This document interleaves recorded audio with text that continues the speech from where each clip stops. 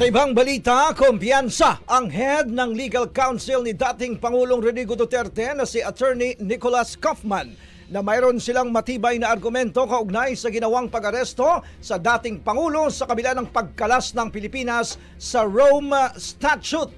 Ayon kay Kaufman, mga kabrigada, inihahanda na nila ang isusumiting argumento sa International Criminal Court. Bagamat may nakahandang argumento, sinabi ni Kaufman, mga kabrigada, na hindi muna nila isusumite ang motion para sa interim release ni Duterte. Samantala, nakahanda naman agad ang kampo ng prosekusyon na tutulan ang ihihirit na paglaya ni Duterte. Pangamba nila baka malagay sa alanganin ang seguridad ng mga biktima at testigo kapag napabalik siya sa Pilipinas ang dating presidente.